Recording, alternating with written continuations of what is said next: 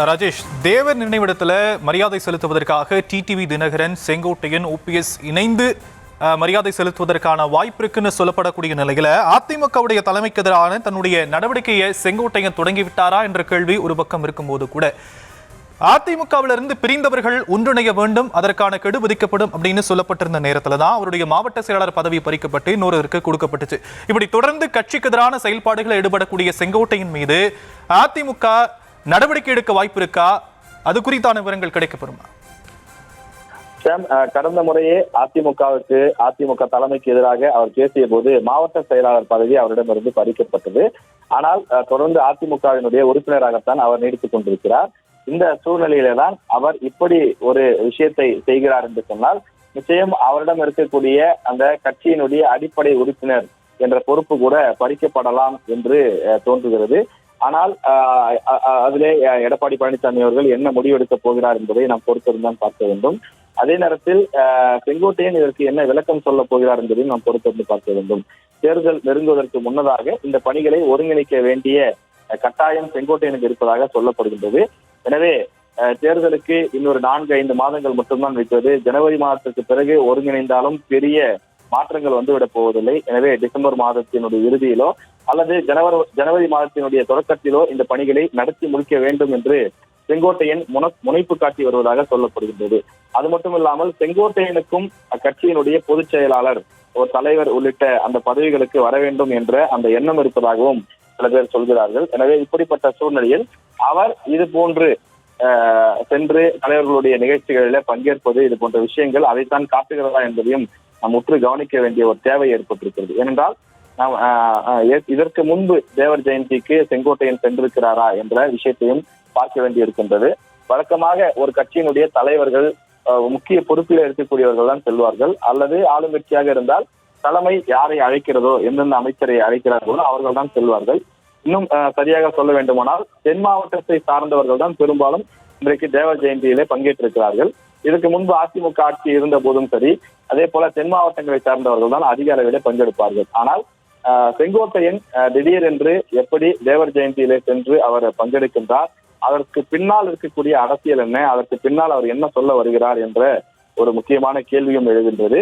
ஆனால் ஒரே காரில் பயணிக்கக்கூடிய இந்த நிகழ்வு என்பது நிச்சயம் அதிமுக தலைமைக்கு, குறிப்பாக இபிஎஸ்க்கு ஒரு ஆத்திரமூட்டக்கூடிய ஒரு செயலாகத்தான் இருக்கும்.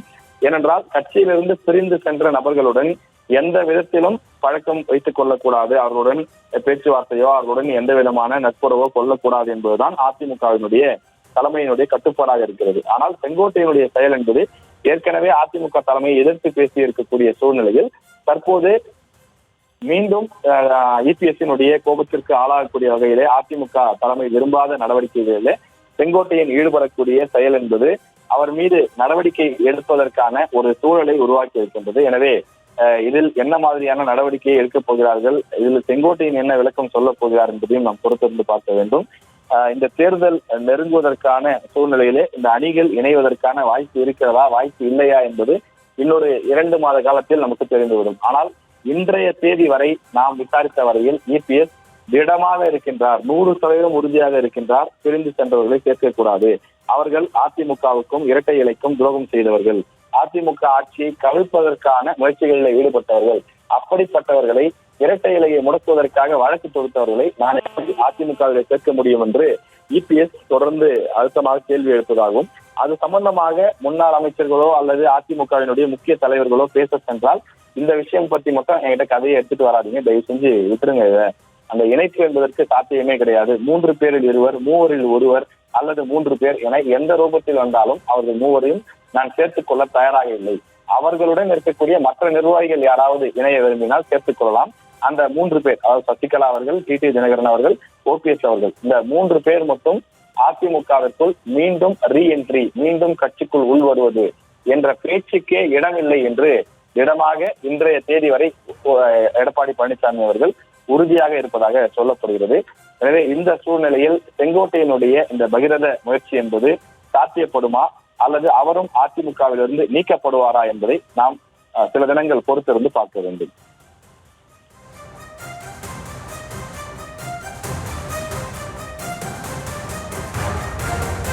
ராஜேஷ், பிரிந்தவர்கள் ஒன்றிணைய வேண்டும் அப்படிங்கிறது செங்கோட்டையன் அவருடைய பாயிண்டா இருக்கு. அவருடைய பாயிண்ட் ஏற்கப்படுமா இல்லையா, பிரிந்தவர்கள் ஒன்றிணைக்கப்படுவார்களா இல்லையா என்பது ஒரு கேள்வியா இருந்தாலுமே கூட அவருடைய இந்த செயல்பாடு கட்சி என்ன நடவடிக்கை எடுக்க போகிறதுன்ற கேள்வி ஒரு புறம் இருக்கு. இது தொண்டர்கள் மத்தியில் ஏதேனும் தாக்கத்தை ஏற்படுத்த வாய்ப்பு இருக்கா? தொண்டர்களுக்கு இது என்ன மாதிரியான மெசேஜா கன்வே ஆகும்? தொண்டர்களை பொறுத்தவரையிலே இரண்டு பிரிவுகளாக இருப்பதை நாம் களத்திலே பார்க்க முடிகின்றது. களத்துக்கு நாம் சென்று பல இடங்களில் பேட்டி எடுக்கின்றோம், அதிமுக தலைமை அலுவலகத்துக்கு செல்கின்றோம். அப்படி செல்லும் போது நிர்வாகிகள் சம பாதி பேர் இபிஎஸ் சொல்வதுதான் சரி, சென்றவர்களை சேர்க்கக்கூடாது, ஒரு வலிமையான தலைமை வேண்டும், அவர்கள் உள்ளே வந்தால் குழப்பம் ஏற்படும் என்று சில தொண்டர்கள் சொல்கிறார்கள்.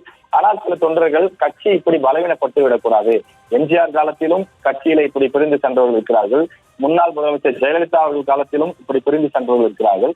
அவ்வாறு பிரிந்து சென்ற போதெல்லாம் பிறகு அவர்கள் யாரெல்லாம் திட்டினார்களோ அந்த தலைவர்களே ஒன்று சேர்த்து கொண்டு பிறகு கட்சியை வலிமையான கட்சியாக மாற்றினார்கள்.